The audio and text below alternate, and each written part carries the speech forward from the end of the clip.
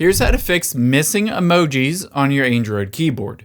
Now, if you go to type and you're not seeing the option to switch to your emojis on the Android keyboard, I'll show you how to fix that.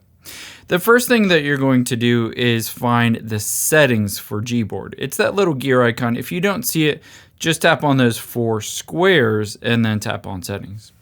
So once we're in the settings, the second thing we're going to do is tap on preferences at the top. And on here, scroll down and you can see emoji key. Make sure to turn this on, but that is not the only thing you need to do. Tap the back arrow and then scroll down and tap on emojis, stickers, and GIFs. On the layout, make sure to turn on emojis and symbols. Now, this doesn't necessarily mean you'll get the latest emojis. If you wanted to get the latest emojis, you need to go through a different set of steps. But now you can see the emoji button right there. I can switch back and forth. Now, to get to the latest emojis or get the latest emojis, tap on that gear icon again to get to your settings. And now an easy way to be able to access this is just tap on Rate Gboard. You don't actually need to rate it, but just hit yes and rate on Play Store.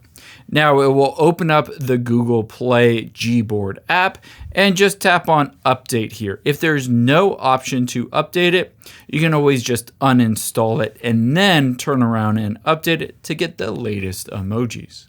I hope this helps. If you enjoyed this video, leave your feedback in the comments down below, or let me know if I missed the mark on something and you're still running into issues with your phone.